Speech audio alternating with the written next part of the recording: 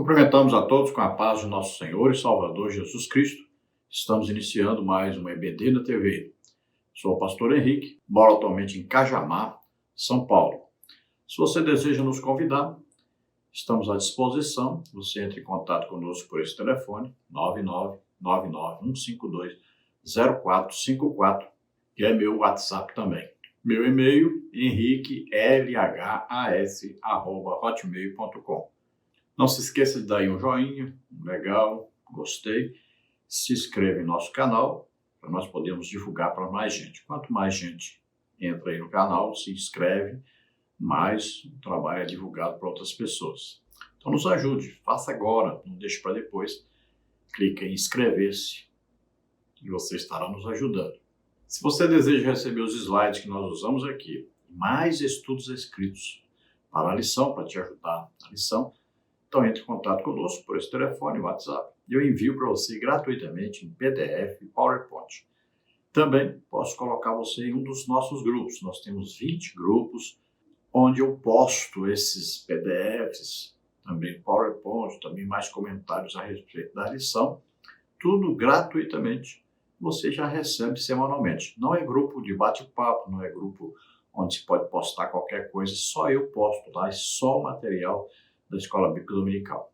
Neste trimestre, nós estamos estudando as revistas da CPAD, adultos, com o tema O Corpo de Cristo, Origem, Natureza e Vocação da Igreja no Mundo. Nós temos como comentarista da CPAD o pastor José Gonçalves, que é pastor ali em Água Branca, Piauí, bastante conhecido de todos nós, pelas lições que já escreveu e pelos livros. Nós já estudamos neste trimestre, na lição 1, a origem da igreja. Na lição 2, imagens bíblicas da igreja. Lição 3, a natureza da igreja. Lição 4, a igreja e o reino de Deus. Lição 5, a missão da igreja de Cristo. Lição 6, igreja, organismo e organização. Na lição 7, o ministério da igreja. E hoje vamos estudar a lição 8, a disciplina na igreja. Então vamos ver que há uma necessidade atual, urgente, de haver disciplina na igreja. E isso é bíblico. E vamos ver que a disciplina na igreja vai trazer um grande proveito para haver cessação do pecado e para que as pessoas que estão tendentes a esse mesmo pecado sejam freadas, sejam impedidas. Vão ver o que aconteceu com aquele que pecou e não vão copiar. E vamos ver que existem as formas, então, de disciplina na igreja, visando a correção, a restauração e até mesmo a exclusão. Tudo para que haja a salvação da pessoa. Então, nesta lição, nós vamos ver os seguintes tópicos, os seguintes subtópicos. Do tópico 1, a necessidade da disciplina bíblica. Subtópico 1, Deus é santo. Subtópico 2, a igreja é santa. Subtópico 3, quando a igreja não disciplina. Tópico 2, o propósito da disciplina bíblica. Subtópico 1, manter a honra de Cristo. Subtópico 2, frear o comportamento pecaminoso. Subtópico 3, não tolerar a prática do pecado. Tópico 3, as formas de disciplina bíblica. Subtópico 1, a disciplina como modo de correção. Subtópico 2, a disciplina como forma de restauração. Subtópico 3, a disciplina como modo de exclusão. Então vamos passar aí por todos esses tópicos e subtópicos, estudando esta preciosa lição. O texto áureo da lição está em Hebreus 12:5, que diz: E já vos esquecestes da exortação que argumenta convosco como filhos. Filho meu, não desprezes a correção do Senhor, e não desmaies quando por ele fores repreendido. Então veja que esta referência em Hebreus 12:5, nós podemos aí caminhar por toda a palavra de Deus e vamos ver em muitos lugares falando sobre essa disciplina, sobre a correção. Vamos dar aí alguns exemplos, coloquei à disposição dos irmãos. Veja aí, por exemplo, Deuteronômio 8:5. Confessa, pois, no teu coração que como o homem castiga seu filho, assim te castiga o Senhor teu Deus.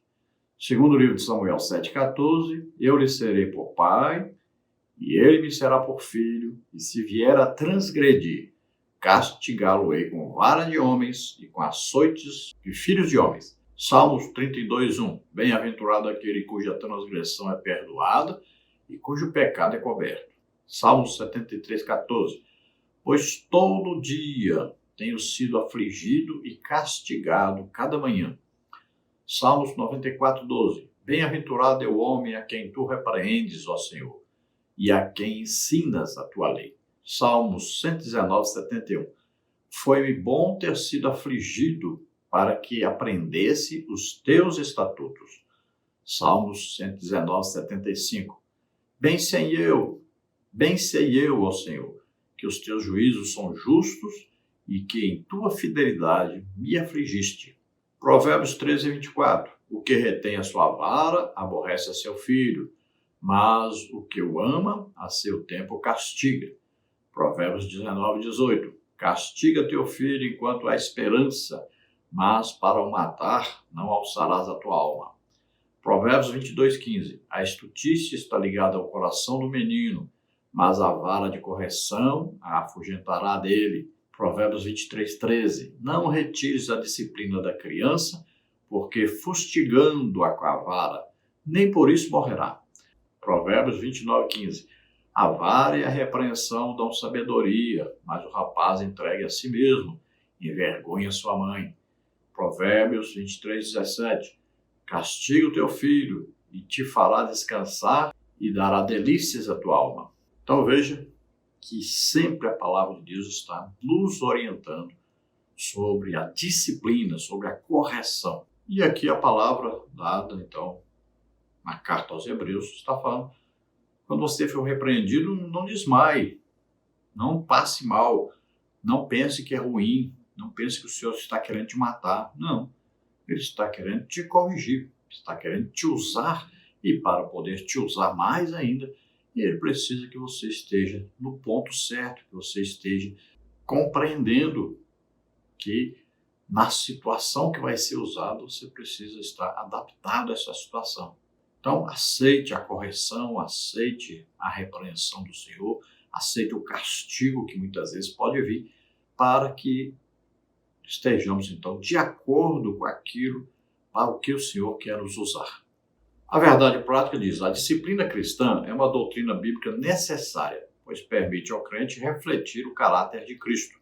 Então, veja que quando vem, então, o castigo, a repreensão, a disciplina, sempre vem para melhorar o nosso caráter, para melhorar a nossa situação diante de Deus, para que Ele possa nos usar mais ainda, porque nós precisamos refletir o caráter de Cristo.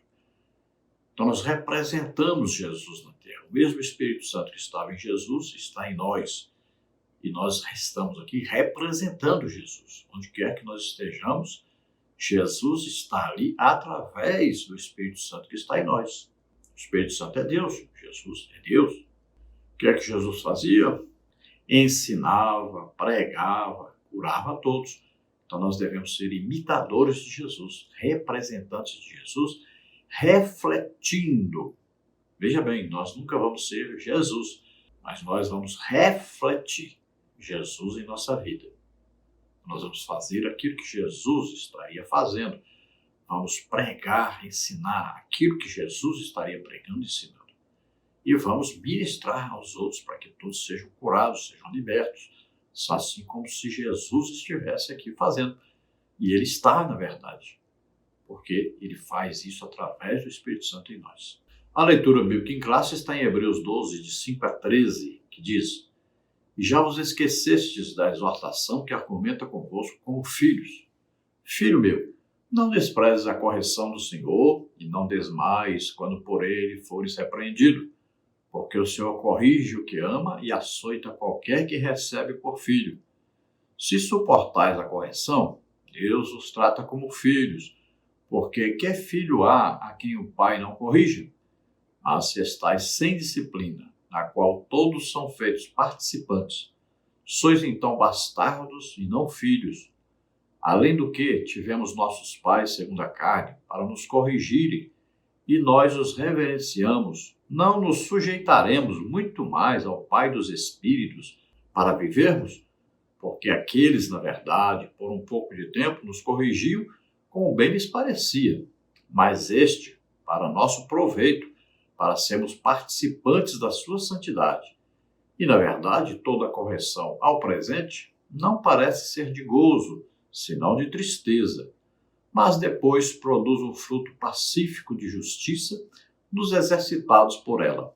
Portanto, tornai a levantar as mãos cansadas e os joelhos desconjuntados, e fazei veredas direitas para os vossos pés, para que o que manqueja se não desvie inteiramente, antes seja sarado.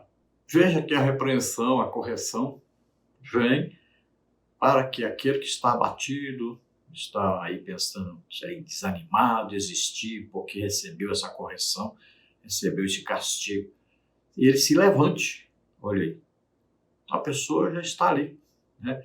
Caído aos pés do Senhor, ajoelhado, pedindo perdão, e ali ele está abatido, está achando que Deus não perdoou.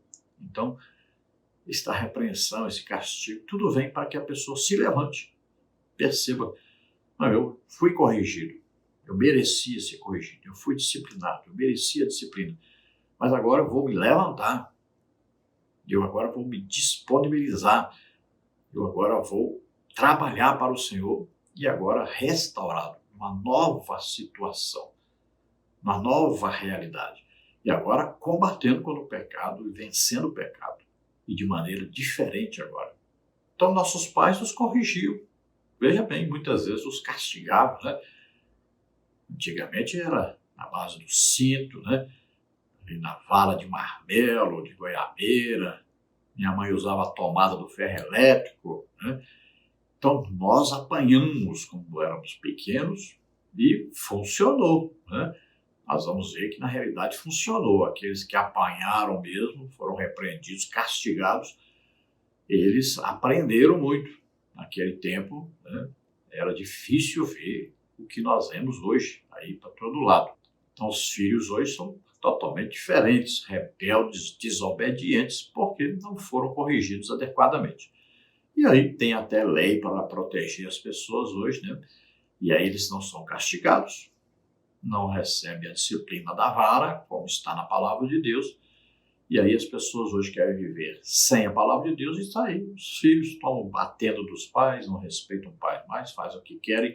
Se receberem uma ordem, discutem que tem que ser desse jeito, é assim, não é desse jeito e tal. Não aceitam mais nenhum tipo de disciplina, não reconhecem nenhum tipo de autoridade sobre eles. E aí está a bagunça que está virando o mundo. Mas o ensino bíblico é claro. Então a correção parece que é uma coisa que vai assim para matar a pessoa, para destruir, para acabar com a pessoa, para fazer ela se distanciar e não voltar mais. Pelo contrário, faz consertar, faz restaurar, faz a pessoa, quando termina essa disciplina, essa correção, essa aplicação do castigo, a pessoa melhorar, não voltar mais a cometer os mesmos erros, os mesmos pecados, e ter uma mudança para melhor, sempre para melhor. Existe então uma restauração. A introdução da lição diz: nesta lição estudaremos sobre a prática da disciplina na igreja. Embora seja muito necessária, a disciplina como prática da igreja cristã vem sendo esquecida e negligenciada por muitos. Ora, uma igreja que não corrige seus membros perdeu a sua identidade, não passando de um mero grupo social. O resultado disso são igrejas fracas, anêmicas e sem testemunho cristão. Por isso, nosso assunto de disciplina cristã, como um processo formativo do caráter cristão, nas modalidades corretiva e formativa. Então, veja que a igreja de outra época, né, ela aplicava muito essa correção, essa disciplina, e sempre a igreja vivia em avivamento, em crescimento contínuo, e quase não se via nenhum escândalo. Então nós estamos vivendo uma época muito difícil, muito complicada, que até as leis, né, os humanas, as leis do país, protegem, livram as pessoas de sofrerem disciplina, correção. Mas a igreja precisa seguir a Bíblia. E a Bíblia ensina que deve haver essa correção, essa disciplina. Então, um tempo atrás da igreja, vamos dizer aí, há 20, 30 anos atrás, daí para trás, a pessoa recebia uma disciplina, uma correção, e ela emendava, ou seja, ela melhorava, ela consertava, se arrependia. Hoje, o que a pessoa faz? A pessoa muda de igreja. Simples, né? A pessoa muda de igreja e pronto. Então, ficou bem fácil e prático de não haver mais disciplina nem correção. A pessoa muda de igreja, muda de bairro, aí, muda de cidade, muda de denominação e vai. Pronto, acabou. Não existe, então, mais correção, não existe mais disciplina. E também existe o quê? Os exageros por parte de algumas lideranças, né? Porque muitas vezes a própria liderança é que está precisando de uma correção, de uma disciplina. Então, no passado, se havia pessoas muito íntegras, corretas, e que essas pessoas podiam exercer uma disciplina, uma correção. Como hoje a liderança está precisando de uma correção, de uma disciplina, aí as próprias pessoas que também precisam não recebem porque a liderança não aplica devido a eles mesmos estarem precisando também de uma disciplina de correção. Então ficou complicado. Muitas vezes, então, o líder, com medo de ser acusado, também não vai corrigir aqueles que precisam ser corrigidos. Então, muitas vezes o pastor não corrige alguém porque os próprios filhos dele estão praticando aquilo que o outro está precisando ser corrigido. Às vezes a sua própria esposa está precisando ser corrigida naquilo que o pastor quer corrigir os outros, olha só. E às vezes o próprio pastor está praticando alguma coisa que ele não pode repreender os outros porque ele vai ser acusado daquilo. Então, ficou meio complicado, né, para haver essa disciplina, essa correção na igreja. Então, nós temos que ser exemplo para os outros, refletirmos a glória, o caráter de Cristo, para que as pessoas aceitem a correção, sendo vinda de Deus, reconheçam que é vinda de Deus.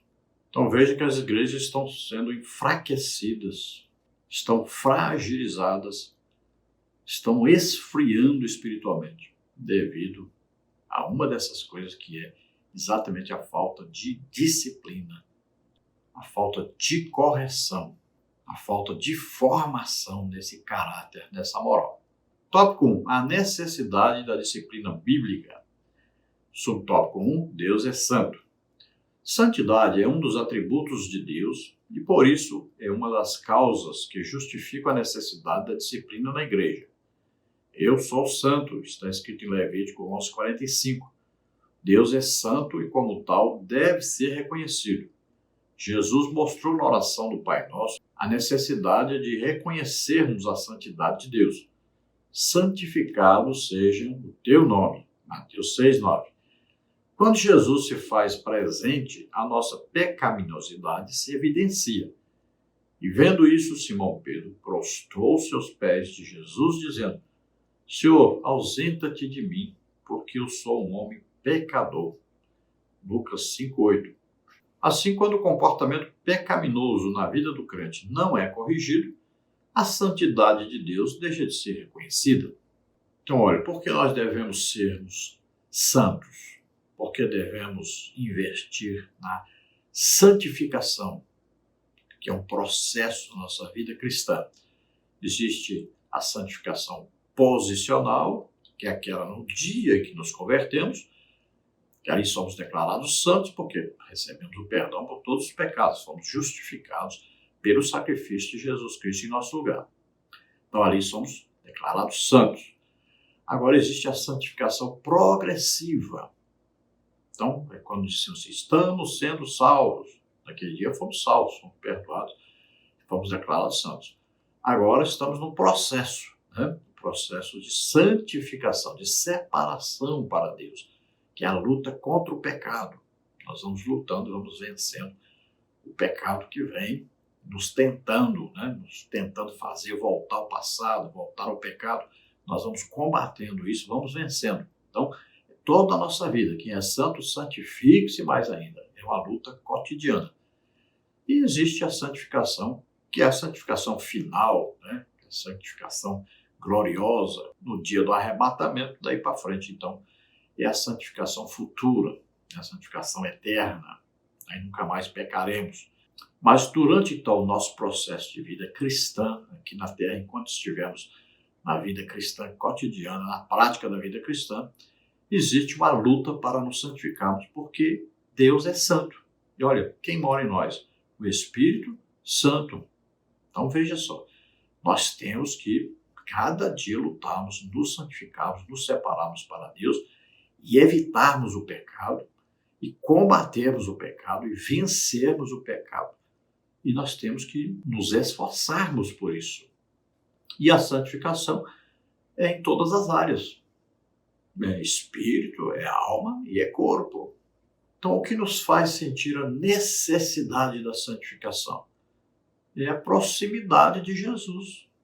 Quanto mais nós percebemos que somos templo do Espírito Santo, que Jesus vive em nós, está presente em nossa vida, mais nós sentimos a necessidade de santificação para agradá-lo, para fazer com que ele esteja mais em nós, que domine mais sobre nós, que nos use mais.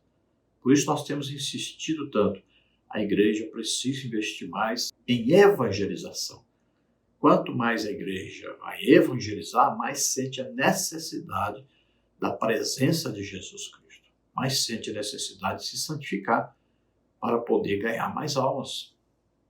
Então aquele que não sabe pregar, vai ler mais, vai estudar mais, vai orar mais, vai jejuar mais para poder ser usado.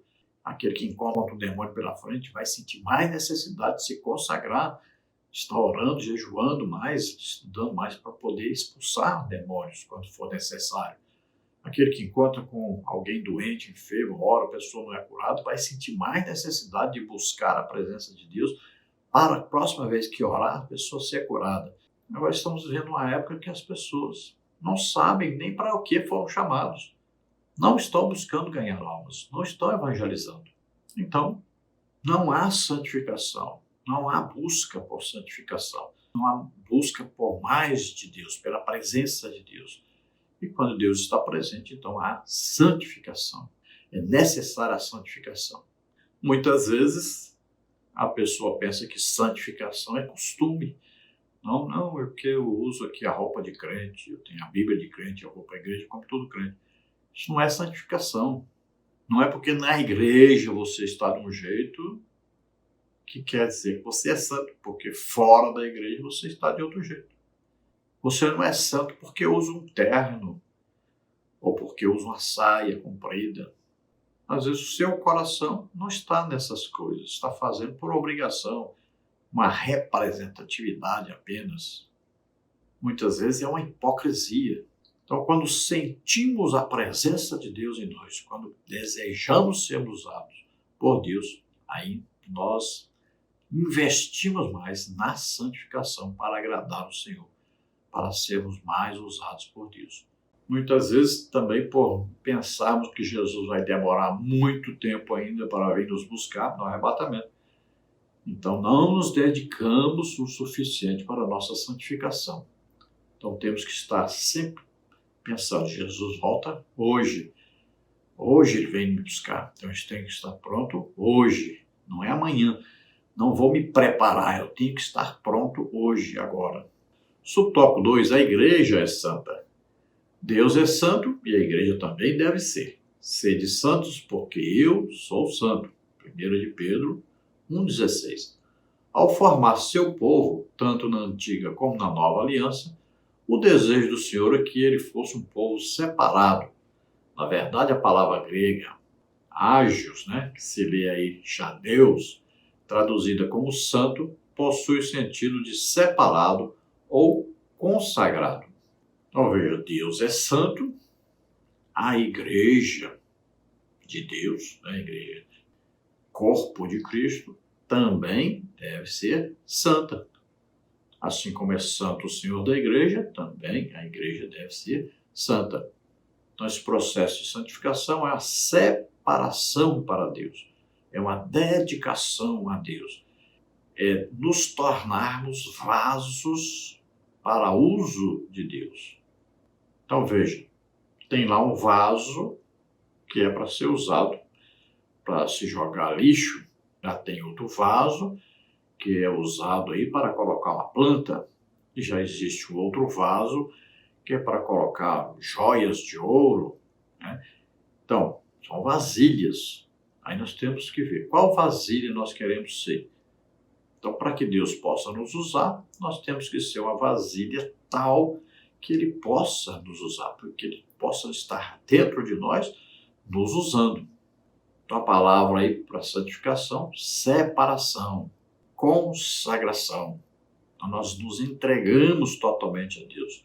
Entregamos nosso espírito, alma e corpo a Deus para que Ele possa nos usar. Subtópico 3, quando a igreja não disciplina. Se a igreja como corpo de Cristo deve ser santa, 1 Coríntios 3,16. Da mesma forma, o cristão, como membro desse corpo, o deve ser também, 1 Coríntios 6,19. A santidade faz parte da identidade do cristão, Efésios 1,1. Logo, a falta de disciplina acaba embotando essa identidade. Surge então a imagem do crente mundano ou carnal. Na verdade, esses adjetivos revelam de fato um crente indisciplinado. Alguém que não tratou ou não foi tratado, aquilo que acabou se tornando um hábito pecaminoso. Nesse sentido, a falta de disciplina acaba destruindo o limite entre o sagrado e o profano.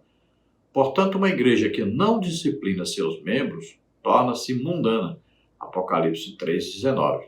Então, veja, se a igreja é o corpo de Cristo, tendo Cristo como cabeça desse corpo, então a igreja deve ser santa, porque ela é membro de um corpo cuja cabeça é santa.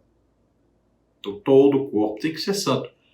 Como é que a cabeça, sendo santa, vai conduzir, vai estar indicando, separando, conduzindo, inspirando, guiando, controlando um corpo que é diferente totalmente da cabeça, que não aceita a liderança, não aceita a condução da cabeça? Veja bem, seria como nós, nosso braço, querer ir para um lado, aí o outro braço quer ir para o outro lado, aí as pernas, uma quer ir para um lado, outra quer ir para o outro lado, e a cabeça, que está aí o controle de tudo, o cérebro, quer ir para o outro lado. Veja só, o que vai acontecer com esse corpo? Não vai se movimentar, não vai para lado nenhum. Então veja só, todos os membros devem concordar com a ordem dada pelo cérebro. Veja bem, a cabeça então indica e todo o corpo vai junto, vai receber a ordem e vai obedecer essa ordem.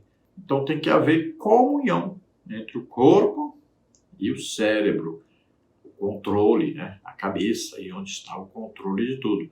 Então Jesus é a cabeça do corpo.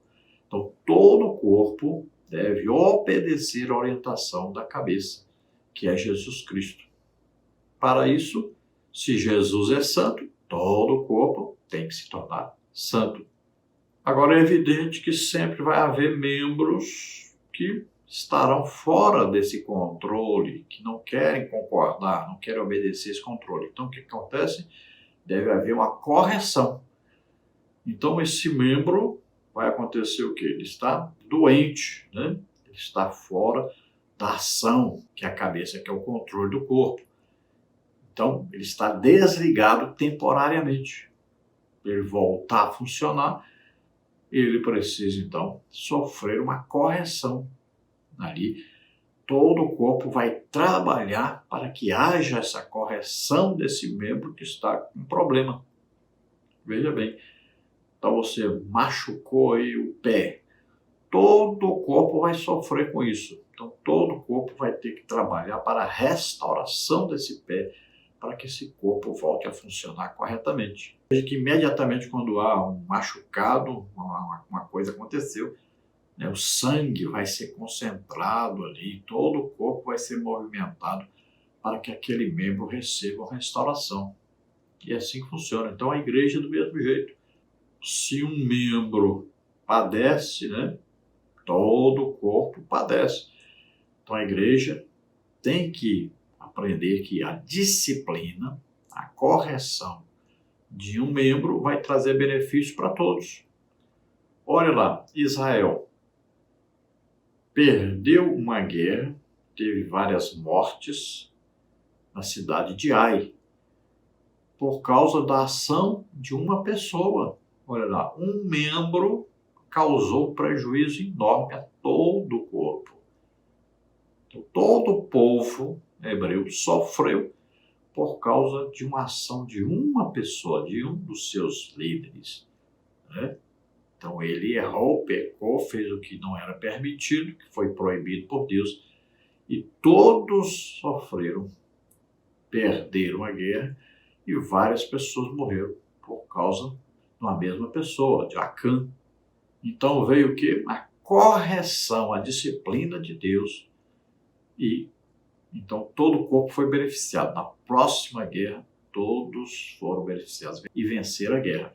Nesse caso aí, o que houve? A correção à disciplina foi morte, foi exclusão.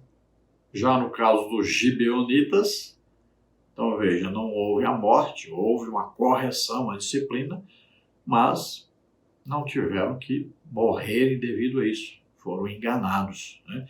Faltou o quê? Consultar a Deus, olha só. Então, em cada situação que nós vamos lendo a Bíblia, nós vamos ver que houve uma correção, houve uma disciplina de Deus. Algumas vezes houve a disciplina em forma de exclusão, outras vezes uma correção. Olha, no caso de Davi, o filho do adultério morreu. Olha aí, foi uma correção, uma disciplina de Deus sobre Davi por ele ter adulterado. Sua família toda sofreu com isso. Olha, foi um prejuízo muito grande. Tudo isso para corrigir Davi. Então ele era um escolhido de Deus e ele recebeu a disciplina, recebeu a correção, se humilhou diante de Deus e foi restaurado. Mas custou caríssimo. Então nós devemos, quando somos repreendidos, aceitarmos imediatamente essa correção, essa disciplina, nos submetermos para que nós não soframos. E aí, olha, toda a família, todos que estão à nossa volta, sofram devido a essa mesma correção, que deveria ser só para nós, mas acaba que todos que estão à nossa volta sofrem com essa correção. Tópico 2, o propósito da disciplina bíblica. Subtópico 1, manter a honra de Cristo. Quando o pecado não é tratado na vida do crente, Cristo é desonrado. O nome de Deus é blasfemado entre os gentios por causa de vós. Romanos 2:24. Se não corrigido, o comportamento pecaminoso compromete o testemunho cristão. No caso da igreja de Corinto, onde um dos seus membros adotou um comportamento flagrantemente pecaminoso, sem contudo ter uma resposta enérgica da igreja, condenando essa prática, levou o apóstolo Paulo a censurá-la. 1 Coríntios 5:2. Não é possível alguém adotar um comportamento pecaminoso sem que, com isso, incorra em julgamento divino. 1 Coríntios 11, 27 a 34, Apocalipse 2, 14. Veja que em 1 Coríntios, capítulo 11, Paulo diz que há muitos que estão doentes, até que dormem, ou seja, muitos até que morrem mesmo, devido a estarem participando da ceia do Senhor indignamente. Veja lá, alguém está em adultério. Aí ele vai lá no dia da Santa Ceia e pede perdão por estar em adultério. Mas ele continua no adultério. Não sai do adultério. Não houve arrependimento. Arrependimento significa mudança, significa deixar aquilo. Então a pessoa continua no adultério. Toda a Santa Ceia ele vem, pede perdão e acha que só porque confessou o pecado, pronto, está resolvido. Então ele toma a Santa Ceia. E aí, o que acontece? Essa pessoa começa a ter problemas de saúde, ficar doente e daqui a pouco até chegar a morrer. Então houve uma disciplina, uma correção. E aí, no caso, uma exclusão, tanto da vida humana quanto da salvação. Então a insistência no pecado, que é a iniquidade, vai afastar a pessoa de Deus e vai acabar a pessoa sofrendo grandes consequências devido a isso. Então veja que Deus vem com a correção, vem com a disciplina, sempre para corrigir, para melhorar, para restaurar a pessoa. Agora, quando a pessoa insiste em permanecer no pecado, aí vem então a disciplina que pode chegar à exclusão. Nós vemos nas cartas, enviadas aos pastores das igrejas, 7 igrejas da Ásia, vamos ver aí que Jesus elogia por algumas coisas, mas repreende por outras coisas. Então ele está mostrando ali que está atento ao que está acontecendo. Então, sempre vem o elogio, vem então a edificação para aquilo que é bom que está sendo feito. Mas também a advertência, olha, isso aqui não está bom, isso aqui é ruim. Então vocês vão sofrer a condenação, repreensão, juízo de Deus por causa dessas coisas ruins. Não é tudo ruim, mas por causa disso vocês têm que deixar essa prática para que não haja a correção, para que não haja a disciplina, não haja o juízo. E muitas vezes o que a pessoa teme. Veja que as igrejas da Ásia ali todas fecharam.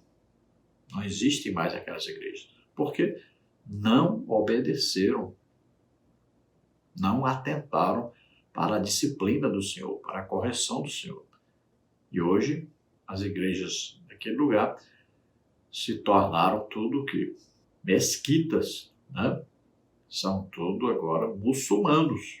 As igrejas fecharam todas. Veja bem, igrejas abertas pelo apóstolo Paulo, igrejas dirigidas por Tito, Timóteo, até o próprio João dirigiu a igreja em Éfeso. Cadê a igreja hoje? Não existe mais, porque não aceitaram a repreensão, não prestaram atenção na disciplina, na doutrina do Senhor. E nós vemos em 1 Coríntios Paulo chamando a atenção da igreja de Corinto por um pecado de incesto que estava acontecendo ali. E eles estavam tolerando o pecado, não traziam repreensão à pessoa que estava em pecado. Então estava um juízo de Deus programado para a igreja de Corinto, se eles não tomassem uma atitude imediatamente. Então o apóstolo Paulo escreveu e eles resolveram então aplicar a disciplina. E pelo que nós vemos, houve uma correção, a pessoa aprendeu e recebeu a repreensão, se tornou melhor, foi restaurado. E veja que Paulo escreve para que eles perdoem aquela pessoa que foi repreendida. E aí a pessoa é restaurada. Subtópico 2, frear o comportamento pecaminoso. Outro propósito da disciplina cristã está no fato de que ela põe um freio no comportamento pecaminoso. Isso porque o pecado é algo extraordinariamente contagioso, que tem poder de se alastrar com grande facilidade. Não sabeis que um pouco de fermento faz levedar toda a massa? 1 Coríntios 5:6. Veja que a repreensão pode ser só uma pessoa com uma pessoa, pode se levar testemunhas, e num caso mais grave que a pessoa não quer aceitar a repreensão, então é feita de maneira pública. Mateus 18:15 diz o quê? Ora, se teu irmão pecar contra ti, vai e repreende-o entre ti e ele só. Se te ouvir, ganhaste a teu irmão. Lucas 17:3 diz, olhai por vós mesmos, e se teu irmão pecar contra ti, repreende-o, e se ele se arrepender, perdoa-lhe. 1 Timóteo 5:20 diz, aos que pecarem, repreende-os na presença de todos, para que também os outros tenham temor. Olha, em Mateus 18:16 diz, mas se não te ouvir, leva ainda contigo 1 ou 2, para que pela boca de 2 ou 3 testemunhas toda a palavra seja confirmada. Mateus 18:17, E se não as escutar, dize-o à igreja. E se também não escutar a igreja, considera-o como gentil e publicano. Então veja, há correção, repreensão entre uma pessoa e outra. Pode-se levar testemunhas, passa a ser uma repreensão aí com 4 pessoas participando, 5. E se a pessoa não quer ouvir, não quer receber a repreensão, a correção, aí se leva à igreja em geral. E se a pessoa não aceitar a repreensão, a correção, então ela é excluída. Veja só. Então deve-se tomar todo cuidado e deve-se tomar todas as providências necessárias para que haja disciplina, correção. A igreja deve aplicar isso. Então, o comportamento pecaminoso tem que ser freado, porque uma pessoa não recebendo a repreensão, muitas vezes essa pessoa tem dinheiro, né, posição social, e aí não recebe a repreensão. Aí os outros vão fazer a mesma coisa, porque se alguém vier repreendê-los, eles vão dizer, mas o fulano faz a mesma coisa. Entendeu? Por que precisa de haver correção? Porque se não houver, muita gente vai fazer a mesma coisa, vai copiar o mesmo erro e vai ficar sem correção, sem punição, sem disciplina. Porque um não foi disciplinado, os outros também não serão. No que acontece hoje, por exemplo, casamentos, as pessoas estão casando, não são virgens mais, e na igreja, e a maioria dos casamentos. Por que chegou a esse ponto? Porque houve casamentos assim antes. Não teve nenhum tipo de disciplina, nenhuma correção. Então os outros fazem do mesmo jeito e falam, mas fulano, às vezes até os filhos do pastor fizeram e ninguém corrigiu. Então nós podemos fazer também. Às vezes a pessoa é rica, dá um dízimo grande e tal, bebe a bebida alcoólica, lá ninguém corrige, ninguém disciplina. E aí outros fazem a mesma coisa. E agora, se for corrigir, vamos dizer, mas você não corrigiu fulano, não houve disciplina para fulano, como é que para nós tem? E aí acabam todos caindo em pecado. Por isso que diz que um pouco de fermento leveda toda a massa. Veja aí, atinge a toda a massa. Então, um pecado pode atrapalhar toda uma igreja a receber a bênção do Senhor, a presença do Senhor. Porque existe ali um pecado que não foi corrigido e todos estão participando, todos aceitaram isso. Deveriam todos estarem exigindo a correção, a disciplina e o pastor, o dirigente ali, aplicar essa disciplina. Por que estão acontecendo tantos divórcios dentro da igreja? Porque havia antes disciplina, correção e agora não existe mais. Quando era só o povo, ainda estava havendo uma correção, mas aí chegou na liderança. E aí começaram a arranjar jeito de apoiar isso, de receber isso como normal. E aí virou o que está virando hoje aí, que está acontecendo hoje na igreja. Muitos casais se separaram, se divorciaram, estão vivendo aí normalmente, ceando do mesmo jeito, até liderando o departamento. E por incrível que pareça, muitos estão até liderando o departamento de família da igreja. Uma total incoerência. Pessoas que vivem em adultério liderando o departamento de família. Subtópico 3. Não tolerar a prática do pecado. Em 1 Coríntios 5, o apóstolo Paulo censura os coríntios porque não estavam adotando medida alguma contra a prática do pecado por parte de um de seus membros. 1 Coríntios 5, 1 e 2. A consequência disso é que esse pecado acabaria enfraquecendo a igreja, pois uma igreja que não pratica a disciplina bíblica fatalmente fracassará. Nesse sentido, não se pode tolerar a prática do pecado ou o comportamento pecaminoso na igreja nem fora dela. Mas tenho contra ti o tolerares que Jezabel, mulher que se diz profetiza, ensine e engane os meus servos para que se prostituam e comam dos sacrifícios da idolatria. Apocalipse 2:20. Então, como já mencionamos, nós vemos aí o apóstolo Paulo escrevendo à igreja de Corinto, falando então daquele pecado de incesto que estava ocorrendo ali. E que os coríntios, apesar de todos os dons do Espírito Santo estarem presentes ali, atuantes na igreja, não quer dizer que aquelas pessoas que estavam sendo usadas em dons é que estavam pecando. Não quer dizer que essas pessoas, o apóstolo Paulo nunca diz que essas pessoas é que estavam em pecado, que estavam formando grupos. Não, ele está dizendo que apesar de ter tudo isso, a presença de Deus ali, os dons do Espírito Santo em operação, a igreja, de um modo geral, estavam aceitando o pecado. Veja bem, a igreja, de modo geral, estavam criando grupos e estavam como se não tivesse alguém ali num pecado gravíssimo contra Deus. O que ia acabar acontecendo é que toda a igreja ia sofrer devido a isso. Os dons do Espírito Santo iriam desaparecer porque essas pessoas iriam se corromper, vendo que o pecado não era corrigido e poderiam até cair em pecado também. Toda a igreja deveria, então, tomar uma atitude para que houvesse a correção desse irmão que estava em pecado, para que todos não sofressem as consequências, para que aquele mesmo pecado não alastrasse e mais gente também fosse participar e cometerem o mesmo pecado. Então a igreja deve se reunir, né? Olha bem, tem ali os representantes da igreja, sempre tem os líderes de departamentos, por exemplo, né?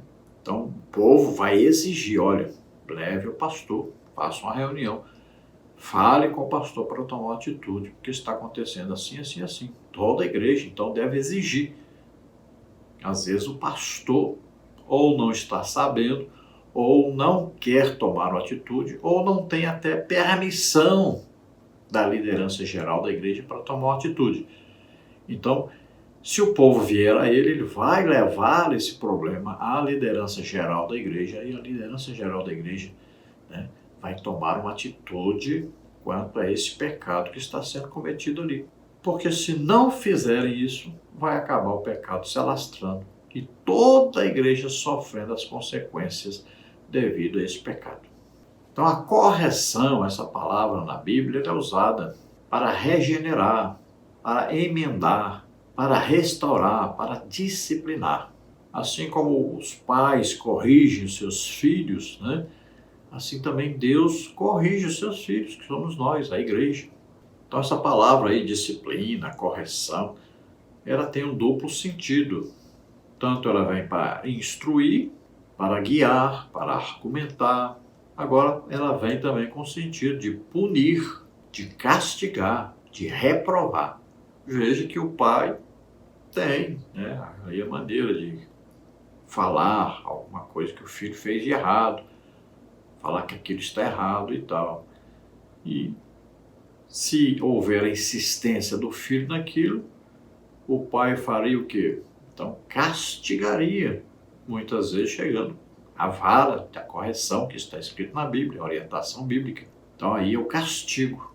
Então, primeiro há um aconselhamento, primeiro há uma repreensão, mas pode chegar a uma punição. Assim também Deus faz conosco. Então aí a palavra usada é paideu, né, que a gente lê assim, no grego pedia,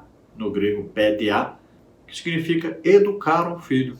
Então a restauração para que haja o quê? Uma retidão.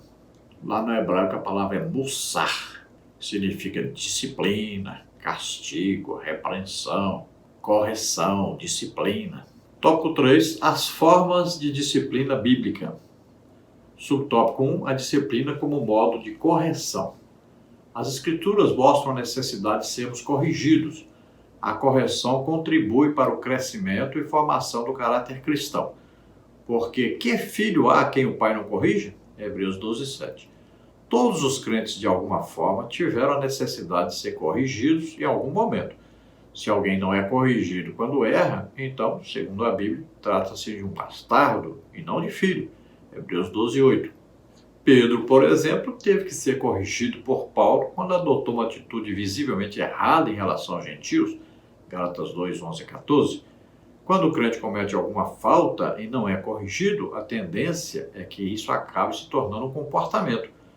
O comportamento errado é reforçado.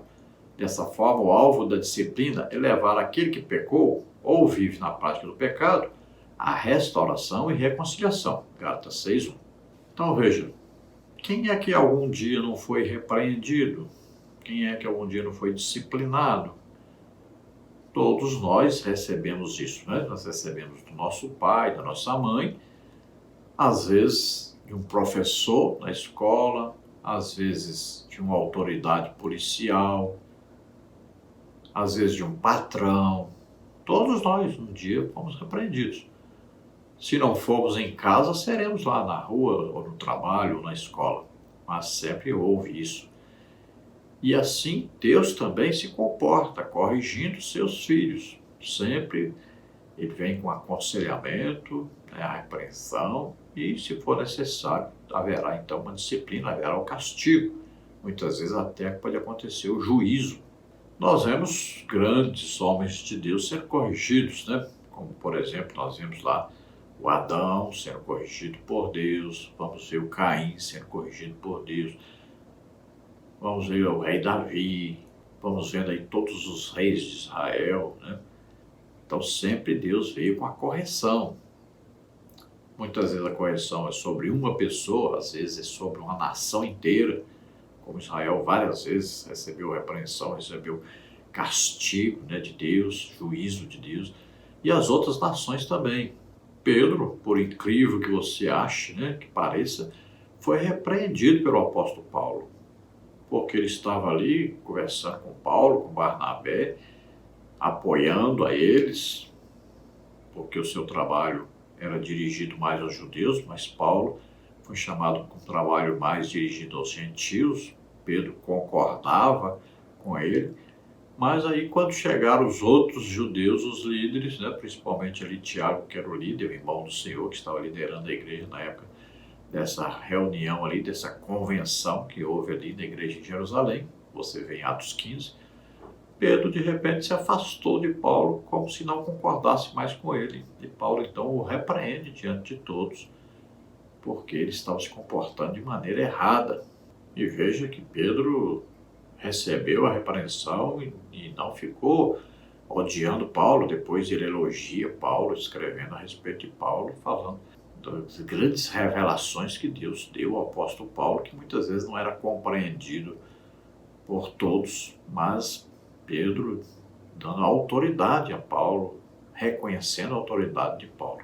Vemos aqui especificamente então em Corinto que o homem que estava vivendo em incesto, né, estava tendo um caso amoroso com a mulher de seu pai, ele foi repreendido devido à orientação de Paulo à igreja de Corinto e ele foi restaurado. Então sempre essa disciplina vem com o sentido de que a pessoa vai encontrar então a correção, vai ser restaurado, vai ser reconciliado com a igreja.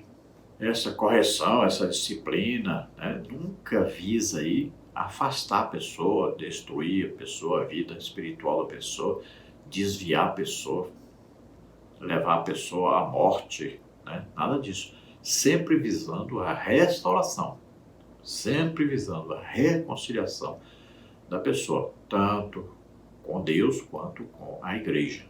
Subtópico 2, a disciplina como forma de restauração. A palavra grega katartizo, lê-se aí então, kartatizou no grego, traduzido aqui como encaminhar o tal, significa na verdade restaurar. É usado em Mateus 4:21 para se referir aos reparos, remendos das redes de pescas.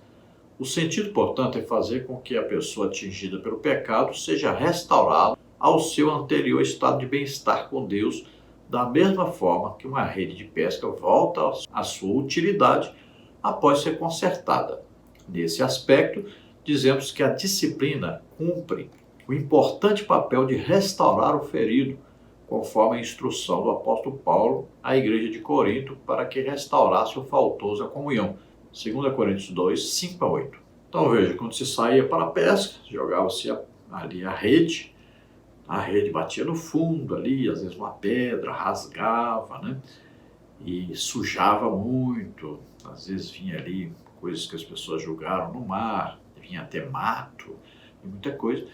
Então, quando chegavam à praia, puxavam então o barco ali, pegava-se a rede, esticava-se a rede, amarrava e iam então tirar toda a sujeira da rede e também iam remendar ali os buracos que haviam, né, sido criados, que rasgaram ali, que os lugares foram rasgados, iam ali emendar tudo ali, consertar tudo aquilo. Aí, depois de pronto, que poderiam voltar com aquela rede para o mar para pescar de novo, ela estava restaurada, pronta para ser usada novamente.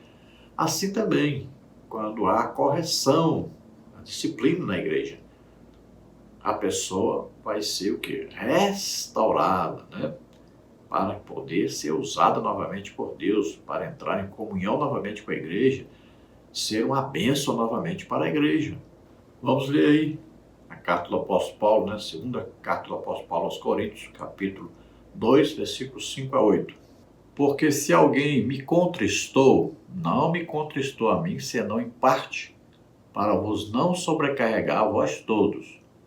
Basta-lhe ao tal esta repreensão feita por muitos, de maneira que, pelo contrário, deveis antes perdoar-lhe e consolá-lo, para que o tal não seja de modo algum devorado de demasiada tristeza. Pelo que vos rogo que confirmeis para com ele o vosso amor. Então veja que houve uma restauração. Por quê? Porque houve uma repreensão, que houve uma disciplina. Veja só, aquele homem que estava cometendo incesto, ele foi disciplinado pela igreja, foi afastado da comunhão com a igreja. Veja só. E o que aconteceu? Ele se arrependeu, deixou de cometer o pecado, e Paulo diz agora, vocês não vão deixar ele com demasiada tristeza, não vão deixar ele desviado, vão até dele, perdoe, abraça o irmão, traga de volta para a igreja, para que ele seja totalmente restaurado. Mostra o amor de Deus para com ele. Então deve haver aí uma restauração, uma reparação do erro. E agora então a pessoa volta à comunhão com a igreja, volta à comunhão com Deus e está novamente em posição de ser usado por Deus e também de ser aproveitado pela igreja para o trabalho da igreja. Mas houve o quê? Um arrependimento de pecado e uma tomada de decisão para uma nova vida, para uma vida agora sem estar na prática desse pecado. Então houve um arrependimento, senão não há como haver restauração. Subtópico 3, a disciplina como modo de exclusão. Esse tipo de disciplina é também conhecido como cirúrgica, isto porque o membro é cortado do corpo de Cristo. Tirai, pois, dentre vós esse iníquo. 1 Coríntios 5,13. Nesse caso, há um desligamento e não apenas um afastamento da comunhão. Em verdade vos digo que tudo que ligares na terra será ligado no céu, e tudo que desligares na terra será desligado no céu. Mateus 18:18. Assim o indivíduo perde a condição de membro pelo desligamento, já que o Senhor disse que ele passa a ser considerado gentio e publicano. Mateus 18:17. Esse desligamento corta o vínculo da comunhão entre o membro e a igreja. Não há, portanto, mais vínculo entre o crente excluído por esse processo disciplinar e a igreja da qual fazia parte. Então veja que há também a exclusão. Então Paulo diz bem claro, retira do meio de vós essa pessoa, afasta ele da comunhão com a igreja. Agora, até quando? Até que ele se arrependa. E é o que aconteceu, né? Mas ele foi retirado. E a palavra de Deus ainda diz, nem coma com essa pessoa. Deixa ele lá excluído mesmo. Porque lá ele vai refletir, vai ver que realmente ele cometeu um pecado gravíssimo e que ele precisa se arrepender e consertar-se para que ele possa voltar à comunhão com a igreja. Então veja só, é uma exclusão aí. A pessoa não faz mais parte da igreja, ele não ceia mais, né? Então ele foi afastado mesmo. Vai provocar nele o quê? Uma tristeza pelo pecado que ele cometeu, uma vergonha. Vai causar nele o quê? Um arrependimento. Então ele vai perceber, ou eu me arrependo, ou eu não posso mais participar de nada da igreja. todos sabem que eu fiz, que eu cometi um erro e que eu não posso estar na igreja com esse erro. Então eu preciso me arrepender, consertar, deixar esse pecado. E aí, então a igreja recebe de volta, restaura e vem aí com todo o amor para com essa pessoa, trazendo a ele então a reconciliação, tanto com Deus quanto com a igreja. Em Hebreus 12, 10, B e 11, tem uma palavra aí impressionante e que mostra bem essa restauração, que é uma palavra até difícil, né? Gegeminas menóis, que lê-se aí legnos manis, ou seja, fala de um atleta que está vestido com a roupa própria para que ele pratique aquele atletismo. Ou seja, ele está vestido adequadamente para praticar aquele exercício. Então, se você for a um parque, por exemplo, aqui em Cajamar tem um parque lá, tem uma placa dizendo que você deve estar vestido adequadamente para praticar esportes ali. Então, se você vai jogar futebol, você tem que estar vestido de maneira que possa praticar o futebol. Se você vai à piscina, você deve estar vestido adequadamente para nadar na piscina. Se você vai praticar ali o skate, você tem que estar vestido adequadamente para praticar aquilo ali. Então, se você vai fazer uma caminhada, já é outro tipo de vestimenta. Então, veja só, você está vestido adequadamente, né? Você vai a uma igreja, se você é um obreiro, vai pregar na Assembleia de Deus, então vestir-se adequadamente, ou seja, deve estar de terno, né, o homem.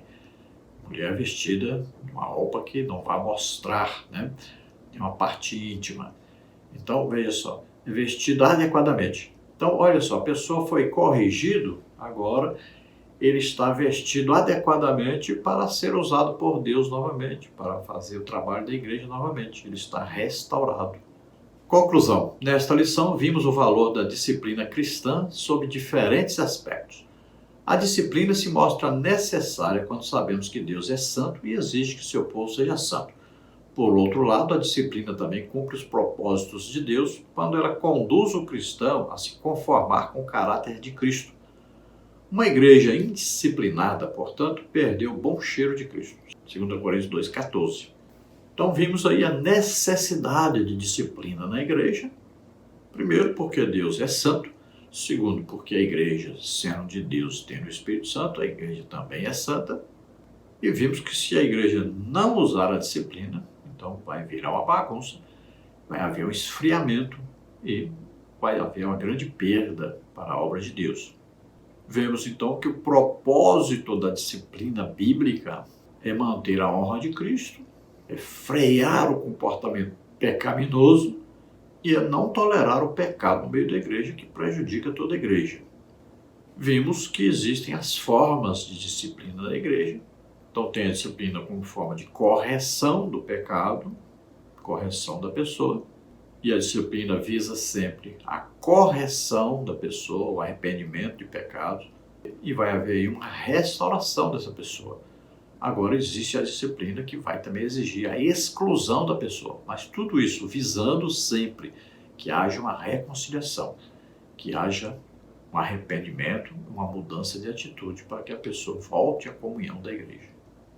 Vamos orar agora. Se você crê que Jesus Cristo, o Filho de Deus, veio ao mundo, nasceu aqui como homem, viveu como homem, levou sobre ele os nossos pecados, doenças, enfermidades, maldições, morreu em nosso lugar, levou o juízo que era para nós e levou sobre ele. Morreu em nosso lugar ali e ele ressuscitou. Você crê nisso? Você é salvo agora. Se você pecou, se você está vivendo em pecado, mas você deseja agora se arrepender, você deseja agora mudar de atitude, você vai deixar esse pecado, viver uma vida nova, você vai se separar para Deus, se santificar, você quer pedir perdão a Deus agora, então vamos orar juntos. Veja bem, se o seu pecado atingiu outras pessoas, se outras pessoas sabem, você precisa ir diante da igreja, pedir perdão, se arrepender, porque vai haver a restauração sua e as pessoas vão saber que você se arrependeu e decidiu mudar de atitude. Isso vai servir tanto para você quanto para aqueles que sabem que você está nesse pecado. Agora, se você cometeu um pecado, por exemplo, você está assistindo filmes pornográficos aí na televisão, vendo na internet, vendo desenhos, fotos, filmes pornográficos. Só você sabe disso, ninguém mais sabe. Então você se arrepende agora, pede perdão a Deus, é entre você e Deus. Veja bem, você resolve isso agora. Você muda de atitude agora. Se você cometeu um adultério em outro lugar, outra cidade, assim, de repente aconteceu, você quer pedir perdão agora, quer ser restaurado, quer ser reconciliado com Deus, só fez isso uma vez, foi uma coisa assim que aconteceu de repente, que você nem pensou e aconteceu. Não, ninguém na sua cidade sabe, essa pessoa ninguém conhece essa pessoa onde você vive, então, e você quer agora a reconciliação com Deus, então faça isso agora. Veja bem, Deus está restaurando você agora. Se você caiu em algum pecado aí, né, um sexo anal, fez uma vez aí, quer se arrepender, ou então está fazendo, chame sua esposa, se arrependa os dois agora diante de Deus, peçam perdão, comece uma vida nova, mude de atitude, se santifique para Deus. Se você bebeu uma bebida alcoólica de repente aí, festas que você foi e acabou bebendo lá, peça perdão agora, se reconcilie com o Senhor, nunca mais faça isso. Vamos orar agora. Tome atitude agora de mudar de vida, de santificar-se, se separar totalmente para Deus. Vamos orar agora. Você será totalmente restaurado pelo Senhor. Se você está doente, está enfermo, se é por causa do pecado, deixe o pecado agora e receba a cura. Se não é por causa do pecado, na prática do pecado que você está, mas você está doente, está enfermo, nós estamos sujeitos a isso, né? Quantos aí morreram na pandemia, quantos pegaram, quantos estiveram doentes, né? Agora aí temos aí outra doença que está matando pessoas, né? Como a dengue. Então, peça perdão a Deus agora e se arrependa dos seus pecados. E você que não está cometendo, não está vivendo na prática do pecado, mas você está doente, receba agora a cura em nome de Jesus. Vamos orar. Pai, em nome de Jesus. Ora, graça, cruz te veres tu, a grande era força, rapaz, como é grande o teu amor, a tua misericórdia, Senhor. Perdoa agora essas vidas, Senhor. Escreve os seus nomes no livro da vida, concede a eles o Espírito Santo agora. Vem sobre eles o teu perdão, a tua misericórdia, o teu amor agora. Restaura, Senhor, esses que estavam caídos, traz-os de volta à comunhão contigo, de volta à comunhão com a igreja. Ajuda-os, esforça-os, ó Senhor, tem misericórdia dessas vidas. Ó Pai, em nome de Jesus, vem sobre agora aqueles que estão doentes, estão enfermos, em nome de Jesus. Vem com teu poder sobre eles, Seu ministro agora cura sobre eles. Solta toda doença, toda enfermidade, em nome de Jesus. Dengue agora, saia em nome de Jesus. Solta em nome de Jesus. Toca, Senhor, deles agora. Saia agora todas as dores nas juntas agora, em nome de Jesus. Febre, inflamações, em nome de Jesus. Dores de cabeça, saiam em nome de Jesus. Toca deles, Senhor, e cura totalmente. Glória a Deus, aleluia. Amém? Glória a Deus. Lembre-se, se você deseja receber os slides que nós colocamos aqui, mais estudos escritos dentro da lição, entre em contato conosco por esse telefone e envie para você gratuitamente, 99991520454. Esperamos ter ajudado os irmãos. A paz do Senhor. Deus abençoe.